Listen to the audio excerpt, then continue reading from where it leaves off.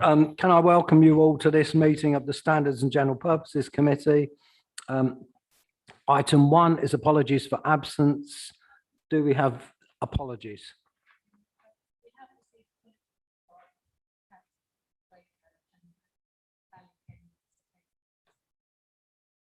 You need to put your mic on.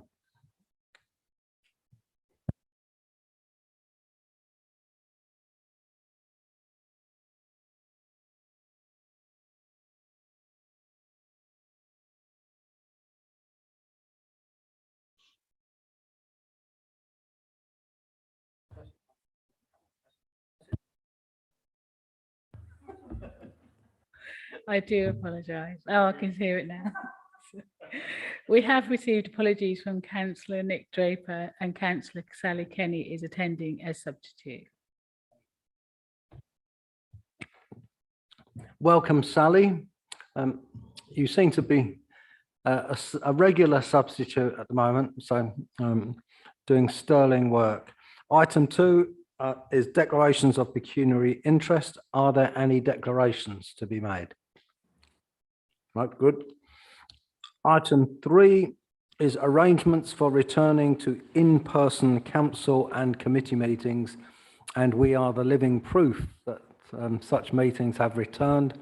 And it's lovely to see you all in the flesh again, as David has just said. And none of you look a day older than the last time I saw you. So, Louise, would you like to introduce this, please? Yes, thank you, Chair. Good afternoon, members. You will recall that when the pandemic first hit last year, the government introduced legislation allowing meetings to take place virtually. That legislation expired on the 7th of May and has not been renewed. And at the same time, the restrictions which we're expecting to have been lifted by the time of this meeting on the 21st of June have been extended to the 19th of July. So we thought it would be helpful to ask committee to agree some hybrid arrangements for dealing with meetings insofar as it's possible to continue to meet virtually while recognising the constraints of the legislation. So what this report does is set out a number of proposals depending on the committee in question. In relation to most meetings, what's being proposed is that they take place in this chamber. As you can see, for relatively small meetings like this, it's perfectly possible to allow a significant amount of social distancing and for meetings, therefore, to take place safely. The most challenging meeting is, of course, the full council, which in theory would involve 60 councillors, usually 10 to 12 officers and members of the public. We have done a risk assessment, as you'd expect us to, and it is possible to comply with the social distancing rules of 1 metre plus, provided there are mitigation measures in place, and still to fit 60 councillors with a very limited number of officers and a limited number of the public attending, as we are obliged to allow them to do should they choose to do so. But it is also possible between the groups for an agreement to be reached to have fewer than the 60 full councillors in this room. And I'm pleased to say that in relation to the upcoming council meeting on the 7th of July, it does appear that agreement has been reached between the groups to send fewer than the full 60 members along to the meeting, which means we'll be able to have a 2 metre distancing rather than 1 metre distancing. Although, as I say, legally speaking, 1 metre distancing is still safe. In relation to licensing, planning, scrutiny, we're recommending that they carry on in this room, as I've said, but that those meetings which don't take formal decisions or which are purely consultative in nature can continue to meet virtually, and there will be no breach of the legislation should they choose to do so. I think one of the things that's been a real success in relation to the virtual meetings is live streaming these meetings, as we're doing now, and the proposal is that we continue to do that indefinitely. And then we've given some thought to what happens about officer attendance and member attendance going forward. We're recommending that officer attendance, where possible, continue to be remotely where that's appropriate, and to an extent down to the choice of the officer, depending on how many other people are meeting. The members of the public, although we are obliged to allow them to attend, should continue to be offered the facility to attend remotely should they choose to do so, including for asking questions at council meetings. And then some consideration to whether or not members are or should be allowed to attend remotely. At the end of the next paper that you have on the Constitution, there are some proposed amendments to standing orders, which effectively would allow members who aren't members of the committee to attend remotely, and would also allow members who are members of the committee to attend remotely. But in that case, they couldn't constitute the quorum. So you would absolutely need to make sure that you had a physical quorum present in the room, even if some members of the committee were to attend remotely. And also in that case, they wouldn't be entitled to vote, because to all intents and purposes, so far as the law is concerned, they wouldn't actually be at the meeting, because you can only be at the meeting if you actually are physically in the building as a result of the legislation. So I think I'll stop there, Chair. Happy to answer any questions. Thank you, Louise. Are there any questions or comments? Sorry, David. Thank you, Chairman. Two things, really. Firstly, there's mention of a timetable and mention of the 19th of July, but there doesn't seem to be any kind of sunset clause on this provision. I note what the monitoring officer says with regard to the change that we propose in the Constitution, but the expectation I would have had would be that once all lockdown restrictions and come to an end, hopefully on the 19th of July, then the expectation would be that meetings resume in the old-fashioned way, other than the provisions that we will come to in a minute. So an issue about a sort of sunset clause. The second point was, and I've not seen anything from any source until reading this, that coming to these meetings, we should perhaps have had a lateral flow test 48 hours in advance. I certainly haven't. I have been double vaxxed, and I've got that app on my app. But again, that provision is presumably there, if you like, on an emergency basis until social distancing rules are changed. I don't know if officers would like to comment on that. Yes, taking Councillor Williams's first point, that you're right, there is no proposed end date in relation to these proposals, although it would be sensible to keep it under review as we understand how other councils are dealing with these issues. But obviously it's open to this committee and full council when it goes there in a couple of weeks' time to choose to put a limit on these arrangements. But equally they could choose to take the view that it's a modern way of working and they wish to retain some or all of them. And again, that's a matter for this committee. On the question of lateral flow tests, that's a proposal we are recommending for a more packed council chamber than this one. So that would be for the council meeting only, although obviously it's good practice to be testing twice a week anyway. And yes, that's a very good point, Councillor Williams, about the NHS app, which can now show whether people have been double vaccinated or not. And that's probably would probably be a useful alternative to having an LFT. Although, as I say, I think the recommendation is you should be doing that twice a week anyway if you're out and about.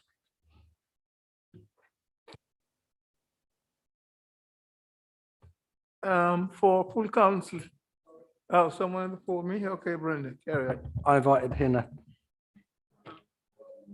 Sorry, thank you, Chair. Yeah, I actually wanted to mention the lateral flow testing as well. I just didn't know how that was going to be administered, but still a little bit vague on the answer that you gave there. So that's still a concern for me in how that's going to work.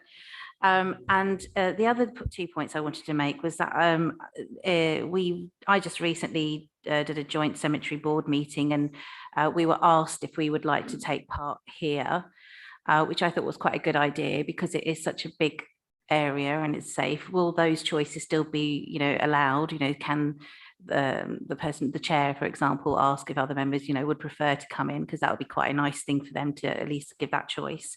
And lastly, I'd be really interested in seeing the data and the numbers of how many people from the members of the public are watching the meetings since we've taken this approach.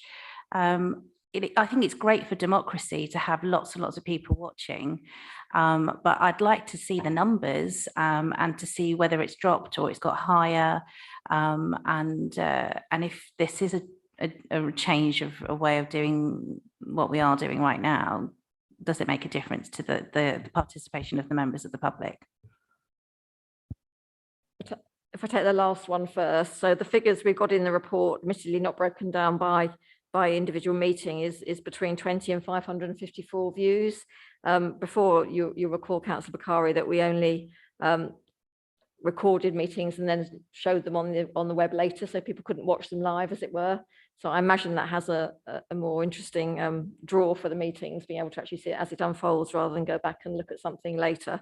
So certainly that would exceed what we'd normally expect by way of actual physical attendance by members of the public, and you probably expect that.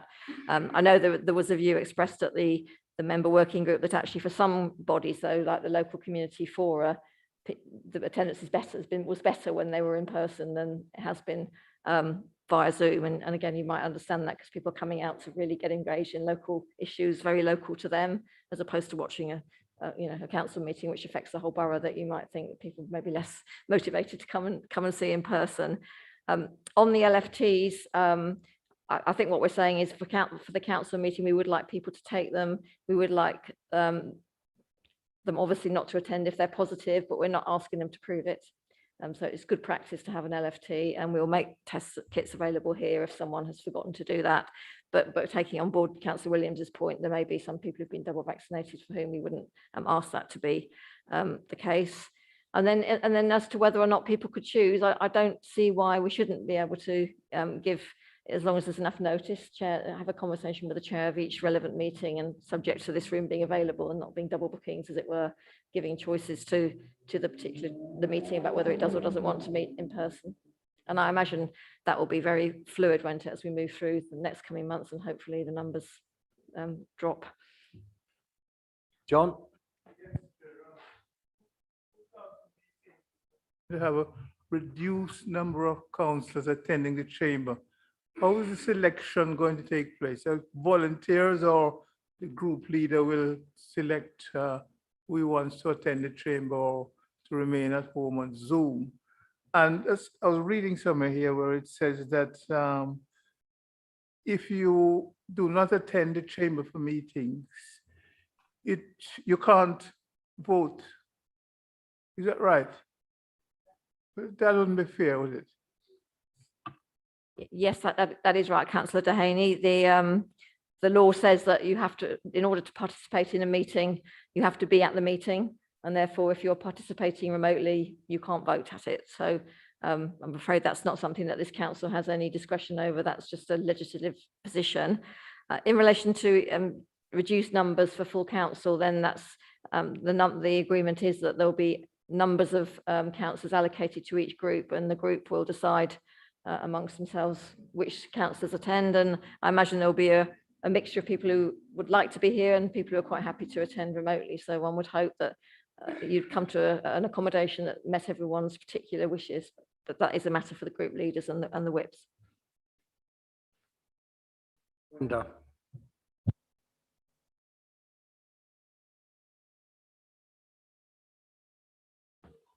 Thank you. Thank you, Chair. This is not a question, is this, well, comment. It was asked about how do you know, the list of who is coming on, who isn't going, and what's happening. There was actually an A4 sheet of paper sent out with 12 items on it, and it says at the back, democratic services. And so I asked if this was sent to everyone so as not to create any confusion. And so I was told, yes, every leader got one, and I presume every member of that group got one. And it does talk about the testing and a lot of other things on there, really. So I'm surprised, and I think that we should all make sure that we get it. And then we won't have to ask this questions because it's already there. And I'm not sure why it wasn't sent, or why haven't some people, it came by email. So it should have been populated to everyone. Thanks. Yeah, thank you, Chair.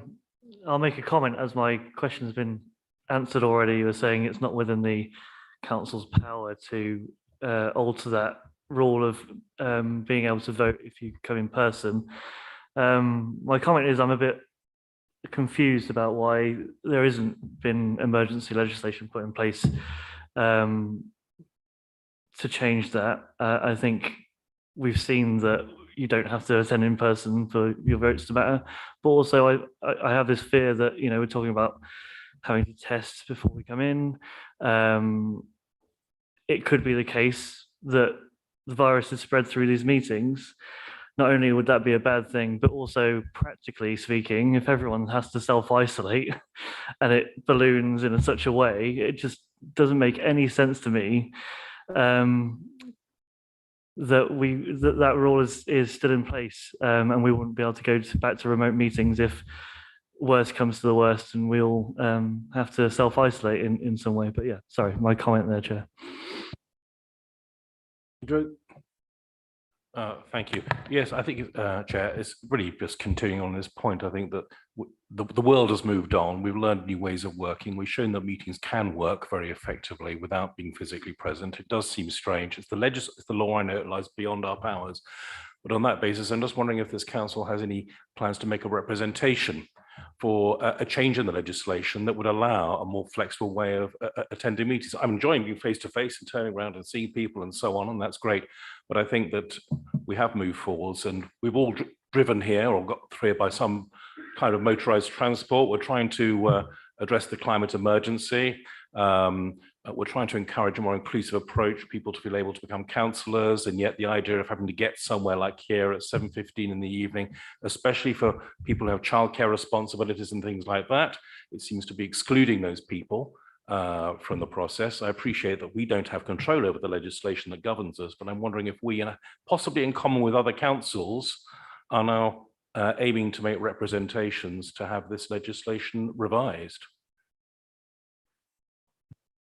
Adam?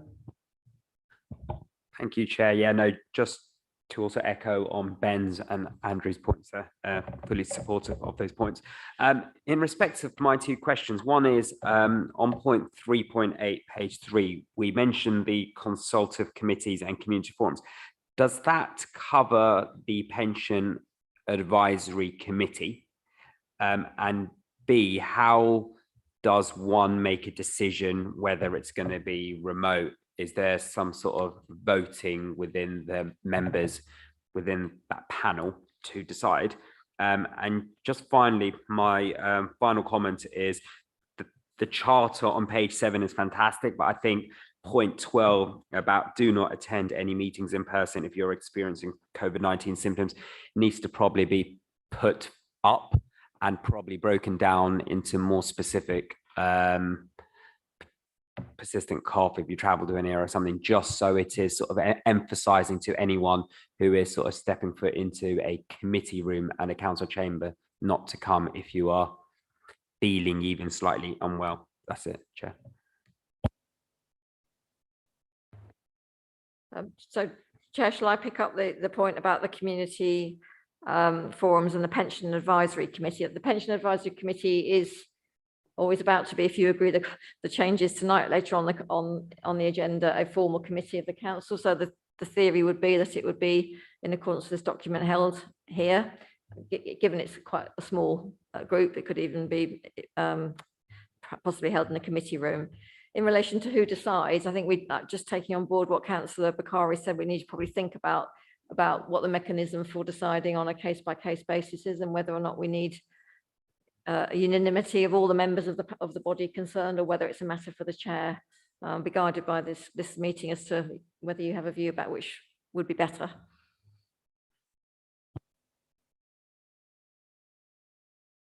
Do you want to speak about this specific point? No, not about that. No. No, I think the chair should decide. I was just going to come back to the point that I raised about putting some kind of sunset clause on this. I think it would be good practice for us to review it, let's say sometime in the autumn, but certainly no later than the end of the year, as to whether or not all these provisions remain relevant. Unlike my colleagues, I do support the government, and I do think that it's important that we come to this council building and chamber to debate with one another, and actually my ability to just catch your eye now to make a second contribution on this debate is something I've particularly missed on Zoom, which is a very sterile way of having a debate.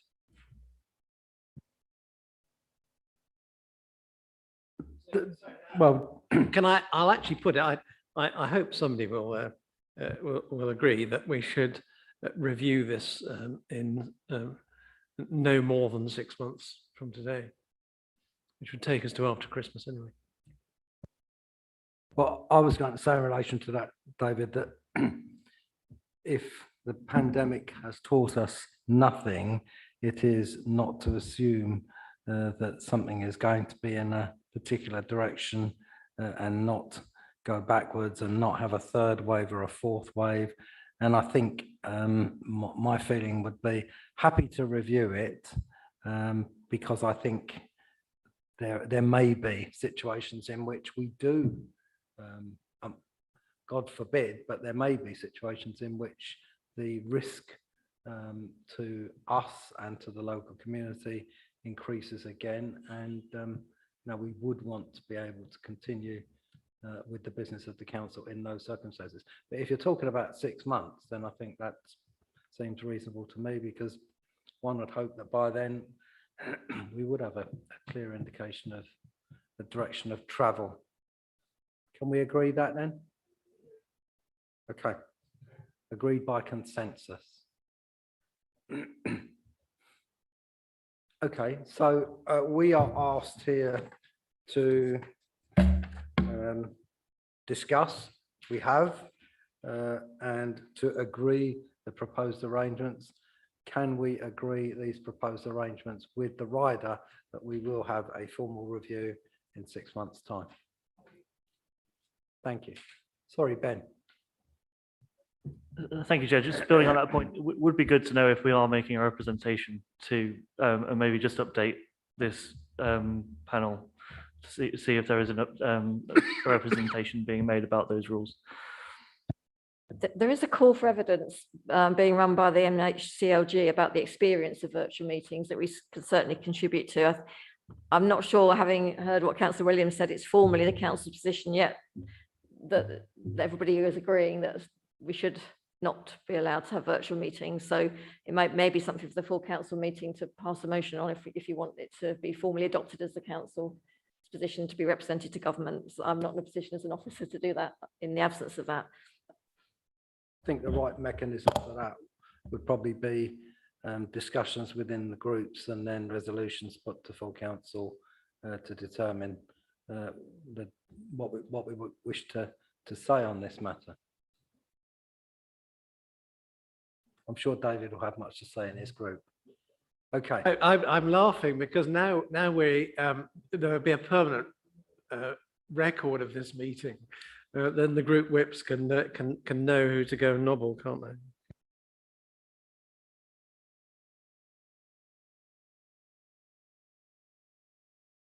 they? Can we, in that case, move on to item 4, which is the member complaints process? And Louise, you are, she's got a big part tonight, Louise, so off you go again. Thank you, Chair. So you may recall at your meeting in March, you agreed a revised form of a code of conduct for the council based on the Local Government Association's model code of conduct with some tweaks to reflect local circumstances. That's being recommended to full council at its meeting on the 7th of July.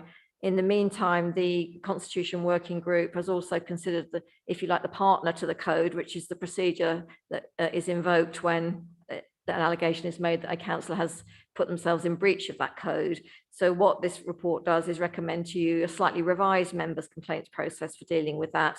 It's been some time since it's been looked at, and as I said, we've revised it in order to make it more compatible with the code of conduct should it be adopted. Just very briefly, that some of the changes that we've made are just drafting errors, drafting changes to make the document slightly easier to navigate. The points of principle are to clarify, as needs to be clarified, to be legislatively compliant, the fact that members' breaches of the code only apply when any action taken by them is being taken in their capacity as a councillor, or when they're giving the impression or claiming to act in their capacity as a councillor. So not, as is probably self-evident, for action taken in councillors' private lives. The second change is to examine the process that I have to undergo when I receive a complaint that a councillor's breached the code of conduct. There's a filter process, which means that not every relatively minor matter has to go forward to full investigation. And we've refined that and added 2 new criteria that I can take into account when making that decision about whether to refer for a formal investigation. And the first new criterion is that if the subject about which a complaint has been made is really about a council service, as opposed to the conduct of an individual councillor, then that's not something that would in the normal course of events go to investigation. And the second change, which was subject to a little more debate at the member working group, was whether or not complaints made by one councillor against another should be subject to a formal investigation. I think the members of the group accepted that where those complaints could be characterised as some sort of political debate or difference, or some sort of tit for tat argument between councillors, then usually that shouldn't be something that should go forward for full investigation, but they could contemplate situations where a complaint might be about something much more serious and wasn't really a matter for a political discussion. And so we've amended the wording to make it clear that where the nature of the complaint is such that actually the fact that members made the complaint isn't really relevant, the complaint itself is about something serious, then that could be something which would be investigated. We did look at whether or not complaints about sort of by council officers about members ought to be included in the list of matters that shouldn't be arbitrated on by me, but we haven't actually managed to review the member officer protocol. At the moment, that's silent about what happens where there are disputes between members and individual officers. So we haven't changed the rules in relation to that. The second main change is just to make it clear that when carrying out that filter process, of course, I'm entitled to consult the independent persons or one of them, and they're both here tonight, but I'm not obliged to do so unless I'm considering referring the matter for investigation, in which case, before I do that, I do need to seek the opinion of the independent person who will then be involved throughout the rest of the process. The third main change is in relation to hearings. At the moment, the council's procedure provides that once an investigation has taken place, if the conclusion of the investigating officer is that there has been a breach, the matter comes back for this committee in order for you to decide whether or not to refer it for a hearing. That causes some difficulty, as in order for you to make that decision, you more or less have to have a hearing in the first place. So there's an element of double handling and a risk that when the matter does go to panel, if that was your decision, you'd be having it heard by people who'd already engaged in some quite considerable amount of deliberation on matter already. So again, the group was unanimous in thinking we should just take the matter straight to a hearing subcommittee in the event that an investigation finds there's a prima facie breach. And that leads us to the main final recommendation, which is that we establish, or you establish, a hearing subcommittee on a permanent standing basis to hear matters should they get that far, rather than have to come back to this full committee on a case-by-case basis to establish a committee for a hearing. And the schedule to the complaints process is just the procedure that's gone through should it get to a hearing, and we've just tidied that up and made it clear that the chair has power to reorder the proceedings if that makes more sense, depending on the case in front of him or her. So again, I'll stop there, Chair, but happy to answer any questions. Thank you, Louise. Are there any questions? No? Well, are we agreeing this, yes? Agreed to recommend to full council to adopt the new process, and that your next meeting you establish a hearing subcommittee provided full council has agreed the process. Is that agreed? Thank you. So, item 5 are the constitutional changes. Louise, this has been a heroic work. It's been a Herculean endeavour, and I should put on record actually my thanks to the members of the member working group who've borne with us over several months, going through in quite some painstaking detail the provisions of the Constitution. And I think we found it a positive and productive process, and people put aside party political differences and engaged in the process in a really collegiate way. So thank you to those colleagues who are involved in it. So what you have in front of you is a whole raft of documents which have been, or in respect of which we're proposing changes. Track changes versions were available from Democratic Services should you want them, but we took the view that they can be quite hard to follow. So what you have here is the clean version, but a table, Appendix I, setting out the main substantive changes that we're recommending. So I won't take you in detail through the report, just to draw your attention to one or two areas where we weren't completely in agreement at the working group. And the first was in relation to the timing of motions to be made to council on matters other than, on strategic themes. Currently, your motions have to be submitted at 9 o'clock on the day before the meeting, so that would be Tuesday for a Wednesday meeting. We're suggesting that they be submitted a little bit earlier, 3 clear working days before the meeting, which would be the Thursday before a Wednesday meeting, on the basis that by that time you would have had the report in front of you and ought to be able to formulate motions. There was a view at the working group that should only be the case if the report's also circulated earlier.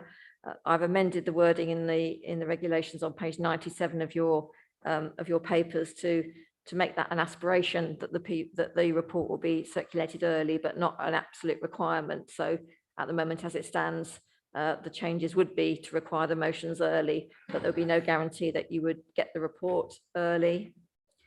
The second item is reflected on page 44 of your pack, and that's in relation to the strategic theme and how it's chosen. As we've found so many times during the course of this process, what happens on the ground isn't necessarily what's reflected in the Constitution. So there are 2 options in relation to which group chooses this strategic theme for debate at a meeting. The first, under paragraph 2.5.4, is simply that it's allocated on rotation between all the groups, and I take it in turns basis. The second option at 2.5.5 is that it's allocated, the number of choices given to each political group is allocated proportionately. So the bigger group would get more choices, the next biggest group would get slightly fewer choices, and so on. And again, that's a matter I'm asking for your view for recommendations to council on today. And the only other, I think, matter which was of some debate and remained outstanding was in relation to councillor questions not on the strategic theme, which we're also suggesting that have to be submitted to Democratic Services earlier than is currently the case. So to have them with Democratic Services by 7 clear working days before the meeting, in order that they can be published with the agenda, and then members of the public can see some matters that they might be interested in and want to come and listen to, or tune in and listen to, depending on what they prefer. There was a view that if we were going to do that, we should also circulate the answers earlier, but that hasn't been built into the changes to the council procedure rules. And then finally, there is a new standing order 21 to incorporate the discussion we've just been having about remote meetings, which if this is approved by council, I will amend to include the 6-month review as we've discussed, and also the reference to the chair making a decision about whether the meeting is or isn't to be remote. But I'll stop there. Thank you.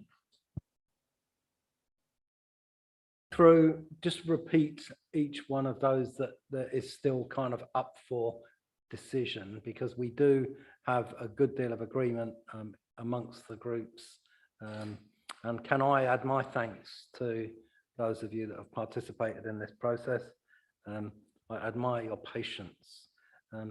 But so what was the first one, Louise? It's about of the strategic theme, and whether or not it should be simply on a turn-by-turn basis, or whether the number of choices of theme should be proportionate to the size of the group making the choice. So the Labour group would get more choices at the moment as the council is currently constituted, the Conservative group fewer, Lib Dem group fewer, and the Merton Park ward even fewer, which is what happens at the moment.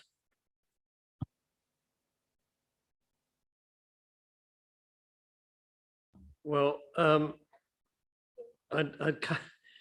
we did have a pre-meeting, and I forgot to mention this to my colleagues, so I apologise for that, because this and the next one about the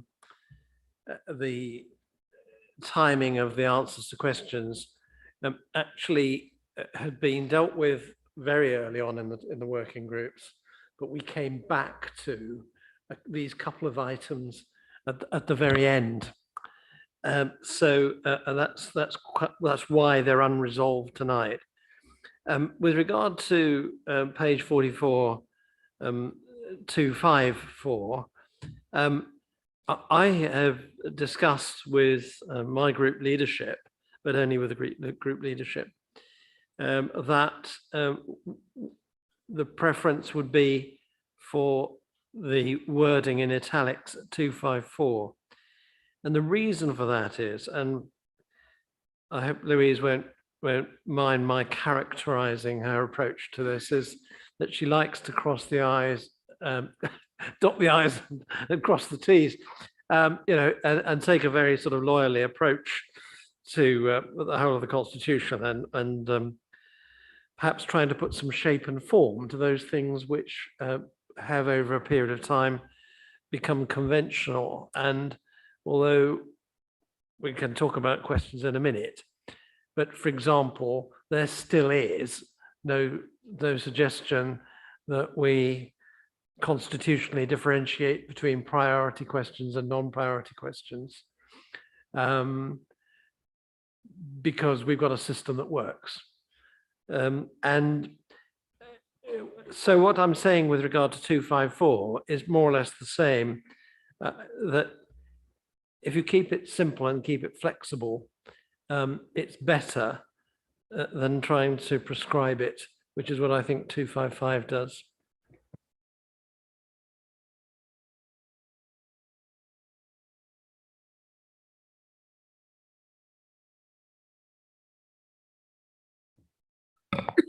Thank you, Chair. I don't think anyone will be surprised by the fact that I support proportionality and fairness, and I think it's a real indication in the wording of 255 that it allows for that to be very clearly made. And I think sometimes you need to have clear wording to ensure that fairness and proportionality. And I'm saying that as somebody from a smaller group, but I think that's fair. And I think that's what democracies should be all about. It's about fairness and proportionality and making sure that the right amount of time and the right amount of decisions are made by the relevant size of the groups, because that's how we were elected in the first place. So therefore, for me, it's a value-based decision, and it's also a legality position to make sure that there aren't any misconceptions or any arguments. If there was one, hopefully there isn't, or there will be, it will be all smooth sailing, but it just prevents those kind of discussions from ever happening. And I can see the reason why there was a need to change the wording. Thank you. Thank you, Chair. Can I just apologise about being late to the meeting? I mean, I think in terms of this choice of strategic themes, it should be proportionate to what the members are in terms of the council. Obviously, I think Labour has 60% of at the moment of the council. So obviously 60% of the choices and allocated that way. I think that's the best process, which I think is best reflected obviously in 2.55 in terms of the strategic themes.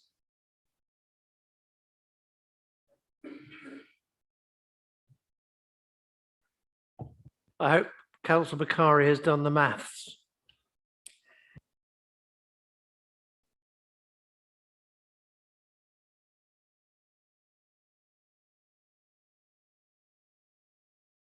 I think I heard Martin suggest. I think I'd propose adopting the wording in 2.55.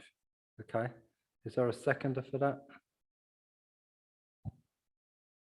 Ben, can I see those in favour?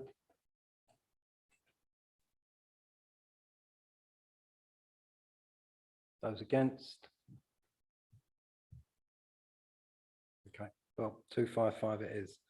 Louise, the next area of so- decision for us to make? Yes, thank you, Chair.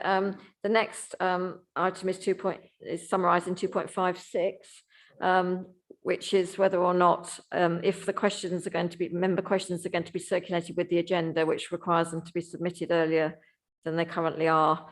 The answers should also be circulated earlier than they currently are. At the moment, both the questions and the answers go out on the day of the meeting. So at the moment, I haven't made any drafting changes to reflect an earlier circulation of the answers. So it's a matter for this committee whether it wishes to recommend that the answers should also go out sooner or not.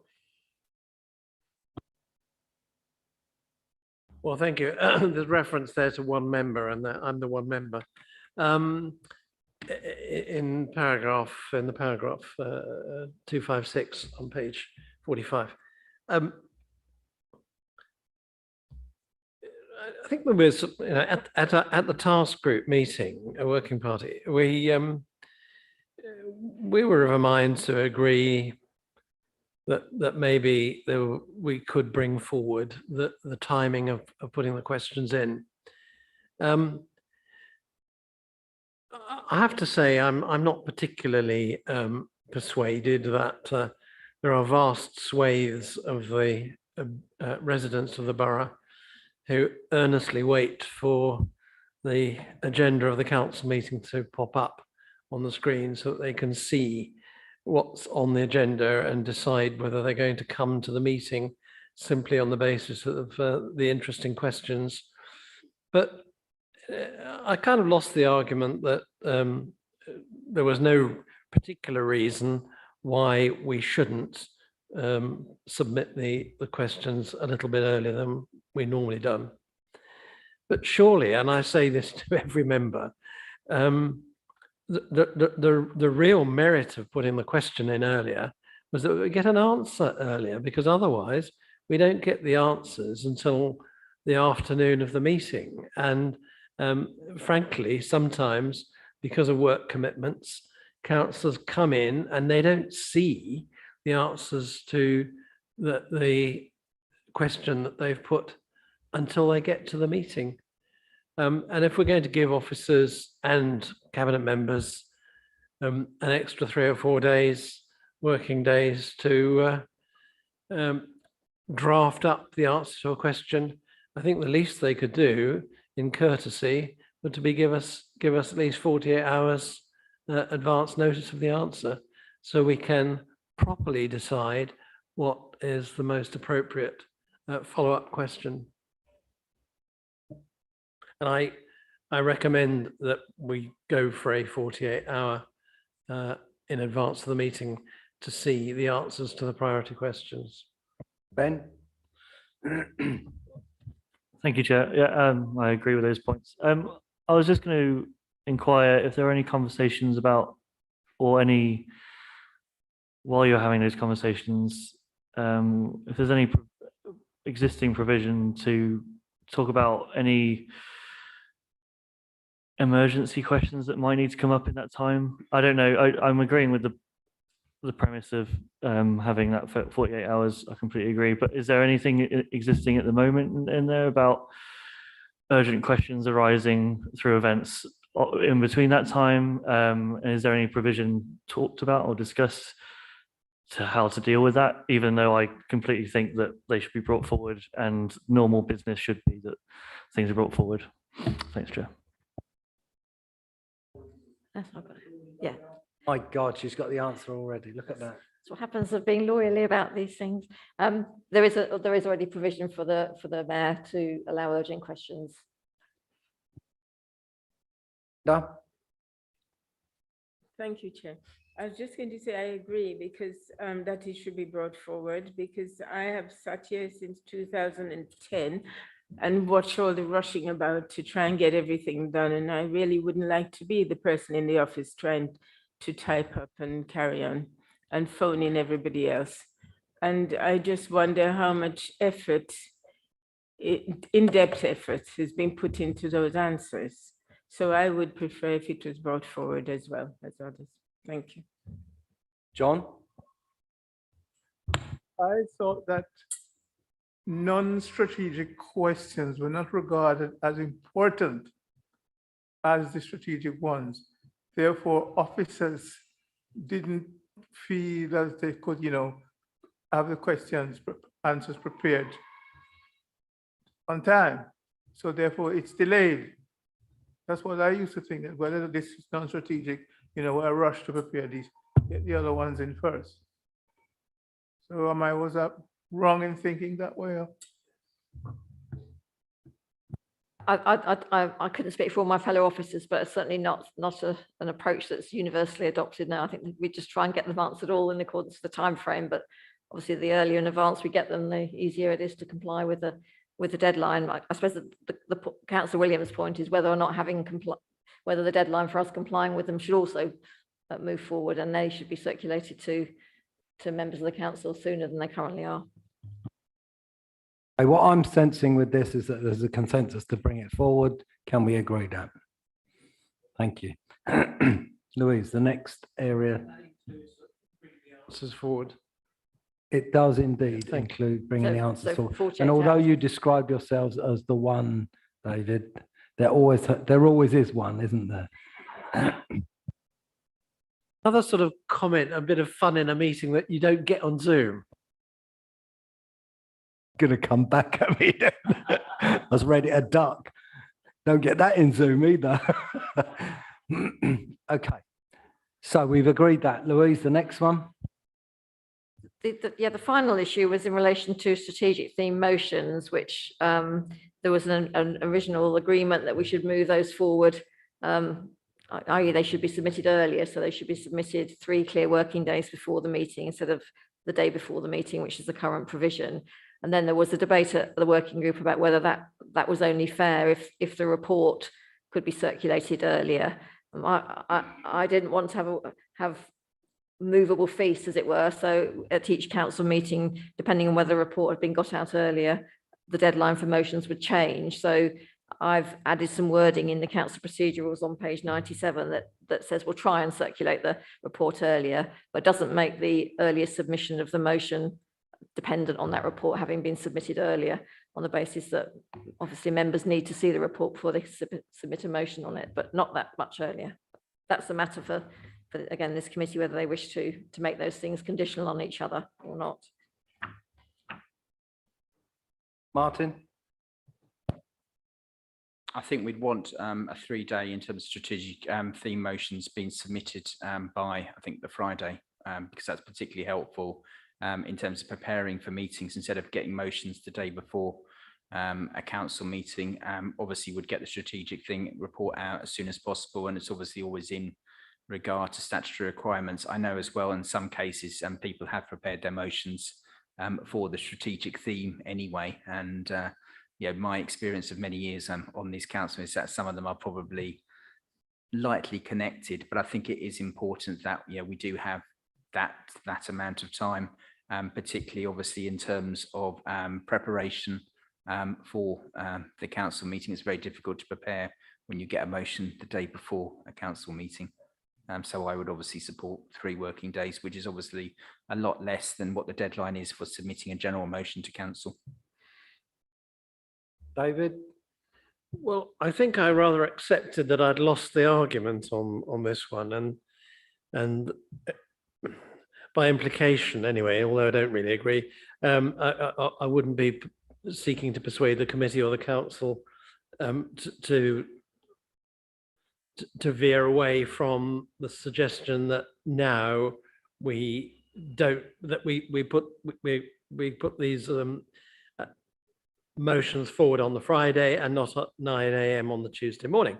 Now, I mean, just as a reminder, and for anybody who really is listening to this out there in resident land, the councillors, generally speaking, particularly the main groups, have traditionally for many years held a group meeting on the Monday before the Wednesday council meeting. And so the timing of putting a motion in at 9 a.m. the following morning was to allow for the group meetings to discuss the reports and discuss their tactics and as necessary, put forward a motion that was there for first thing on Tuesday morning. Well, okay, I accept I've lost that. But for majority of the councillors, they will not receive the council agenda and the report until they get their courier on the Thursday night before the council the following Wednesday. So the implication is that if the report only comes out with the agenda, and Louise is sort of saying, well, maybe we might try and get it out a bit earlier, that candidly, if we are only then allowing from the plop of the courier on your doormat for the groups to collectively put together a motion that's got to be in by the close of business on Friday, that means there's far less actual consideration of motions, and that the motions that will get put forward are really just going to be expressing political prejudice and won't actually reflect anything that's in the report. And so I do feel strongly that the reports, which aren't, officers know months in advance what the topic's going to be, and to just have that report available to us a little bit earlier than the publication date, the legal publication date of the agenda for the council, would be an enormous help to democracy in Merton.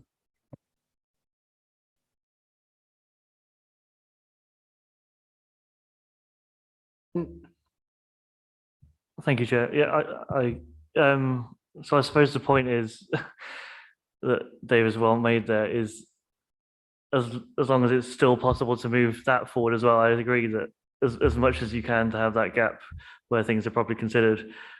I still would, however, want that 3-day period. So what David there was talking about would it be a nice to have for me, but I would still have that core 3 days as a definite thing that I support. Thanks, Chair.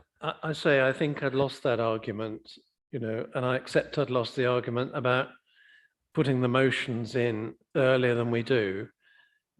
But equally, we need to get sight of the report, which officers will have been working on for weeks.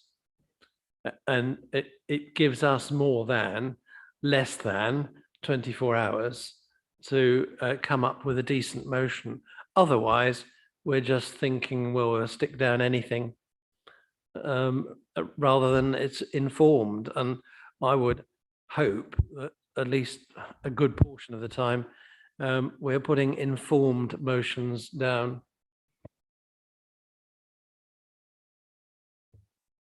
Chair, if it helps, the page reference I gave earlier was wrong. It's different on modern.gov. It's page 111. And I've highlighted, if you've got physical papers, the wording I've added in, which is I'll describe it as the aspirational wish to circulate the report earlier. If the committee were minded, we would just delete the words wherever possible, and it would just say which shall be circulated 7 clear working days before the meeting. Yeah. Meet the approval of this meeting? Okay, we'll go for that then. So is that it now? Have we sorted out? You sorted that out. Thank you very much. The Chair. constitutional changes? Wow. Well, as I say, well done to those of you that have participated in the sort of discussions through the usual channels. That's good to get that piece of work recommended to the council. So item 6 is revisions to the contract standing orders. Dawn is over my shoulder. Hello, thank you, Chair. Please go ahead. Thank you. Hopefully you've all had an opportunity to read the report. If I could just focus on the recommendations.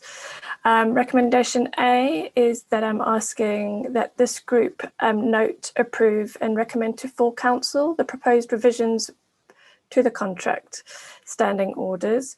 The changes are made in response to the implementation of the impact of the UK leaving the EU. We've also strengthened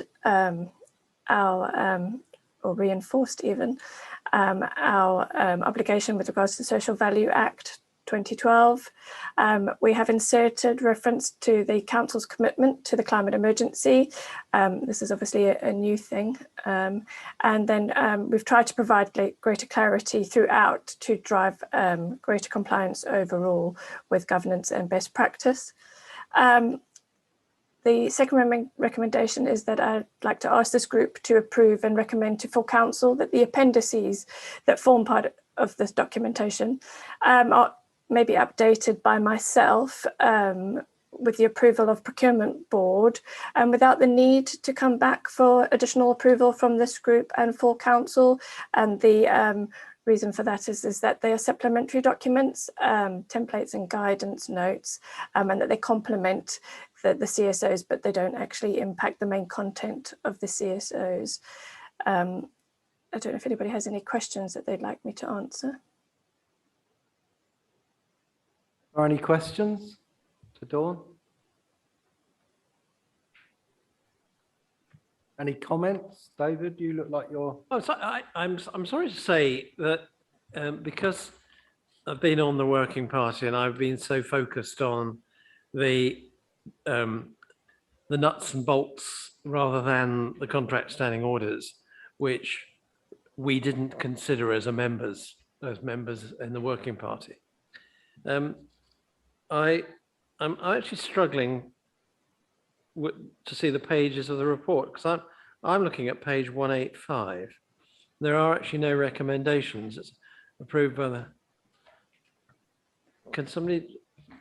Sorry. So on the document that I have, it's page 191.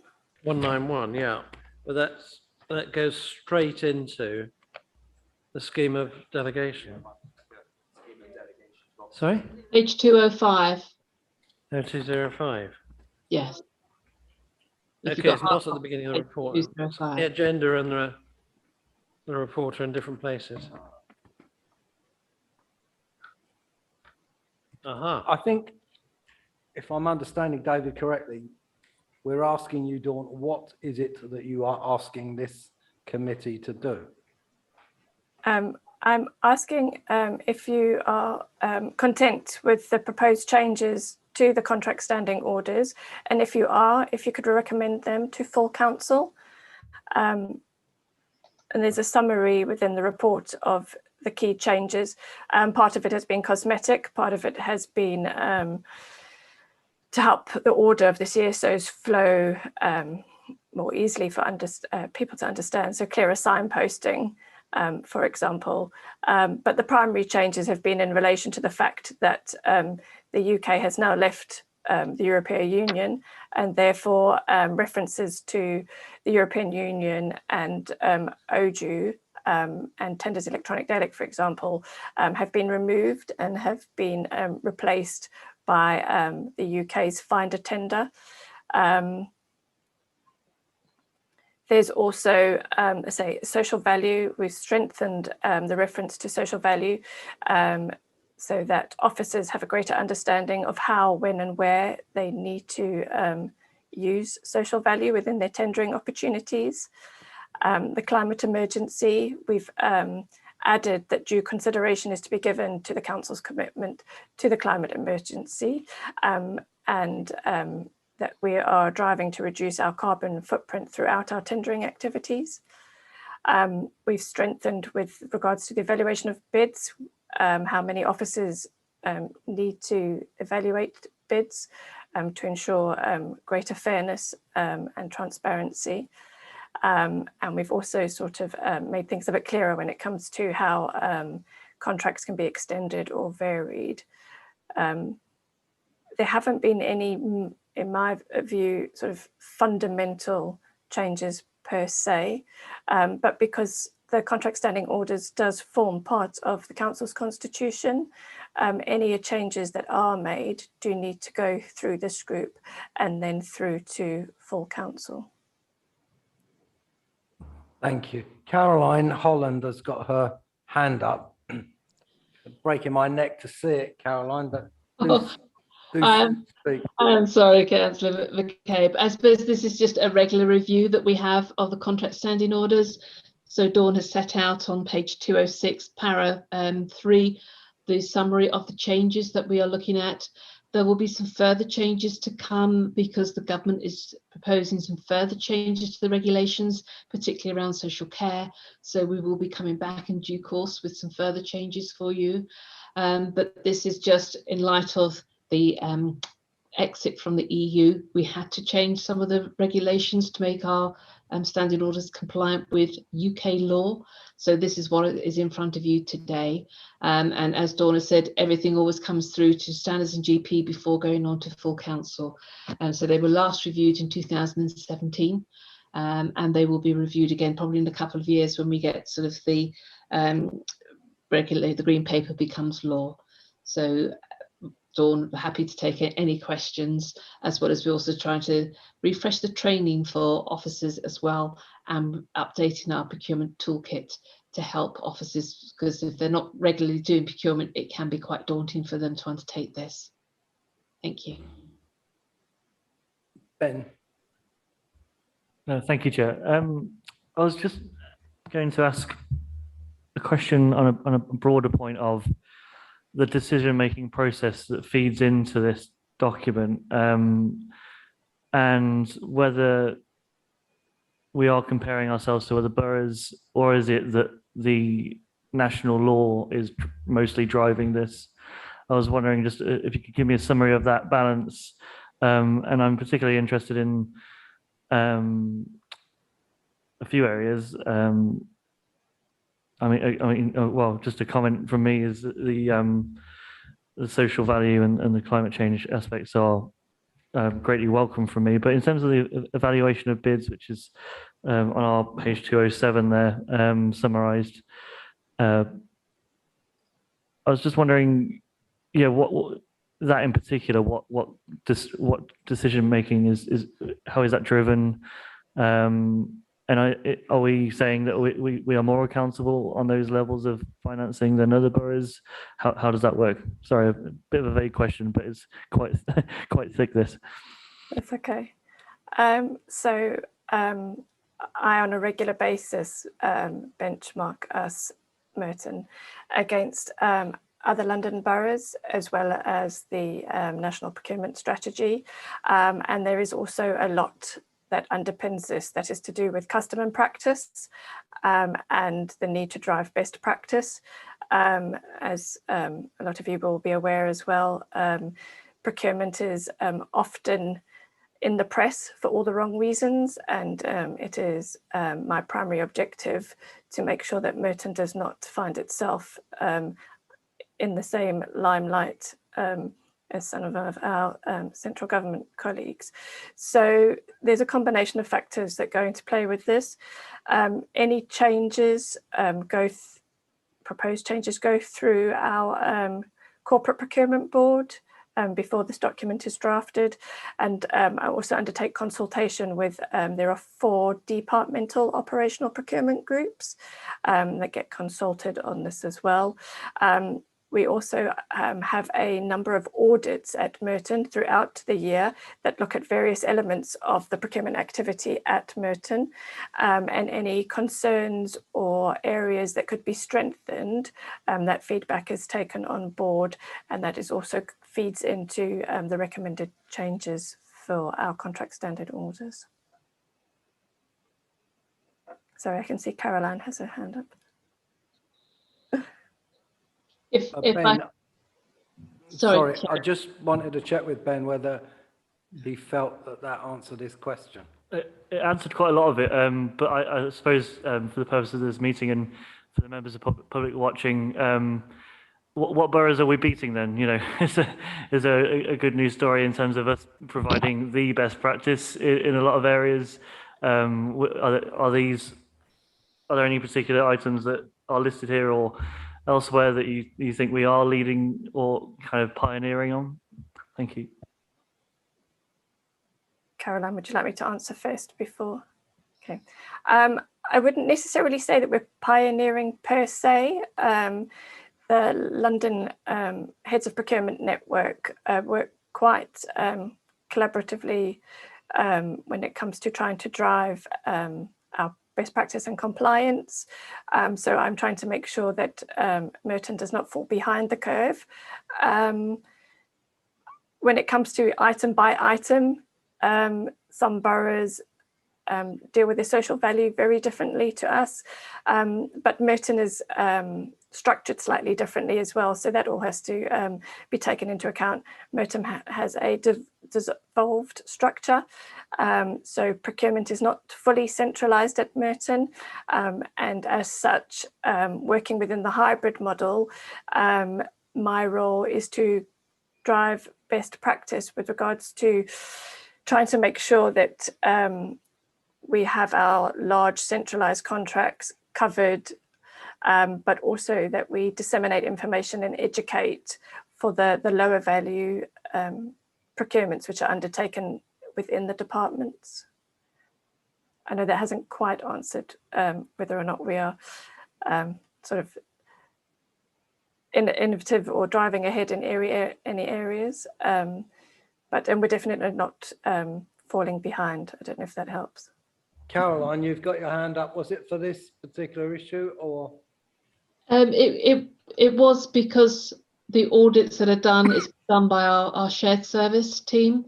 So again, they'll pick up issues across the 4 other boroughs that are in the shared audit service, and therefore we learn from each other and make sure that any areas of concern are picked up.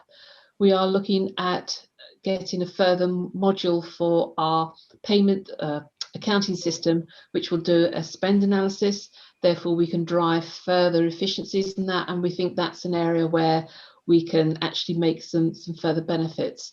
So I think there are areas where we're very good at the moment in getting all of our contracts on our register. So therefore, it's easier for members of the public to be able to see our registers published, what contracts that we have available. So we're making good progress in making sure that as many of them as possible are on that register, and therefore then with the spend analysis we should be able to drive different efficiencies, picking up issues across the council as well.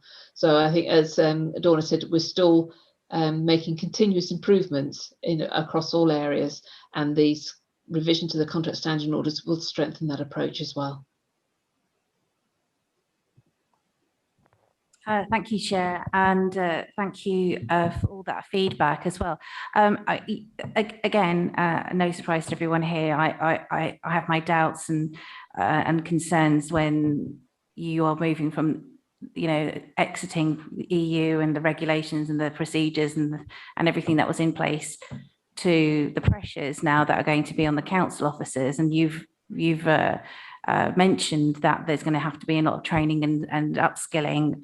I hope that if things are smooth running, but if there are delays to things like bids, or if there are problems, that transparency that you've mentioned within your report, can we have clear clarification that those issues, if they do happen, if there is a problem, that is related back to us as a group as well, please? Thank you. Of course.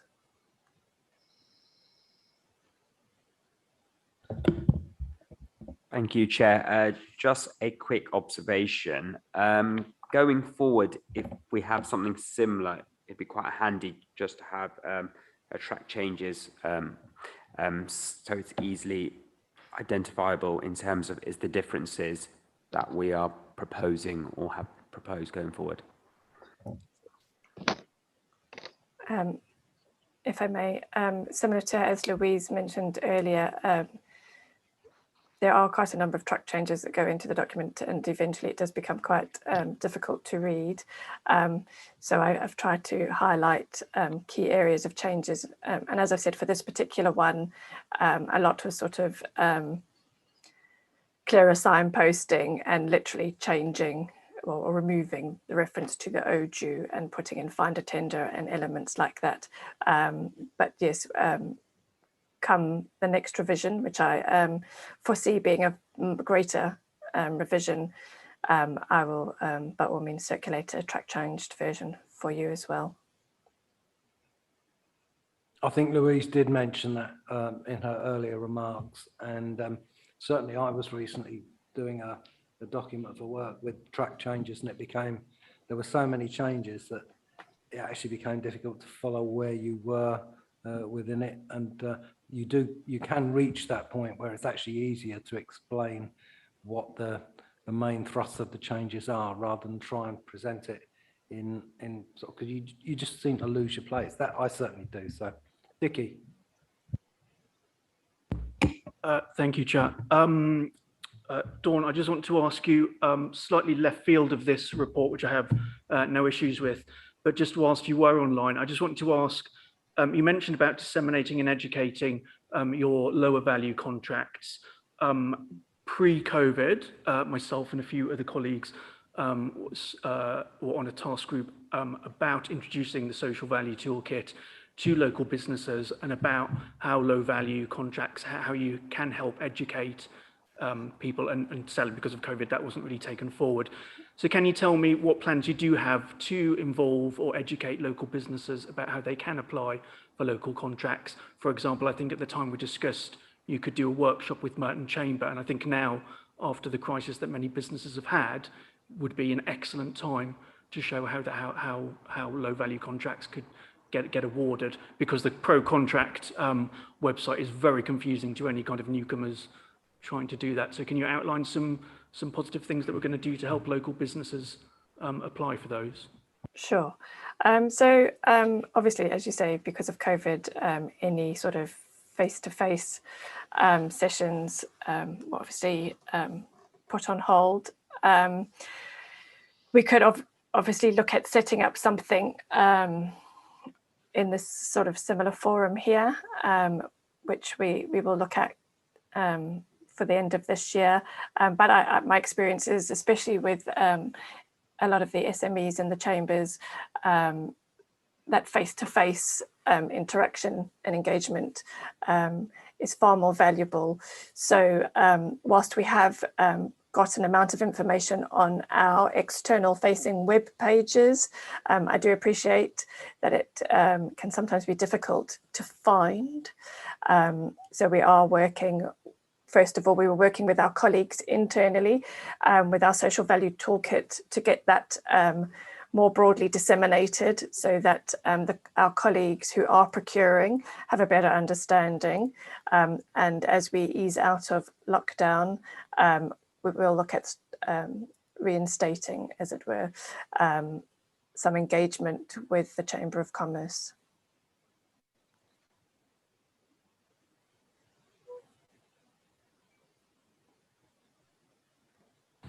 Thank you, Chair. I'm not sure who can answer this, but just building on your point there about how well these things are established in the types of organisations that are going to be bidding to us.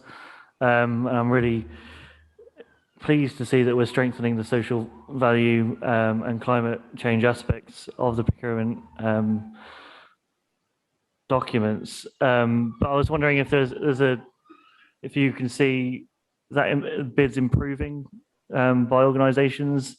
Is there a lot of competition so far in these areas?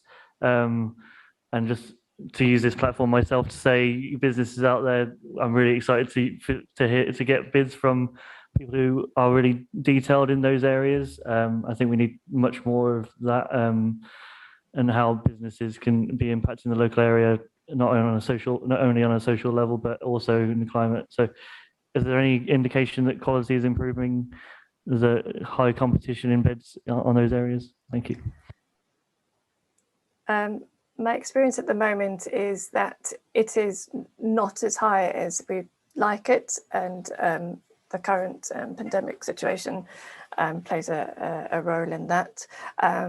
But people are more aware of it. I'm going to say people, our bidders are more aware of those items or those elements and our requirements, and we're pushing more for that as well. So we have some organisations that continuously offer very good social value elements and are very climate conscious, but it's about how we then reach out to those organisations that are still navigating their way through this, and how we can help them deliver to help us. So there will be the need for greater engagement. And usually when it comes to the larger procurements, we'll often hold, pre-COVID, hold supplier engagement events as well, so that they get a better understanding of what it is that we're trying to drive out of the contract, not just the delivery of the service or works per se, but the broader elements. A number of sessions can be held, obviously, electronically once again. But again, we find that we get a greater participation when it's face-to-face. So we're doing a bit of a hybrid at the moment, but we will step up the face-to-face again once it's safe to do so. We've asked lots of questions. Can we agree to recommend the revisions to the contract standing orders to council? Thank you. Well, that concludes the business that we have this evening. Thank you for attending. Nice to see you again. And I think we can all, and you know, for the first time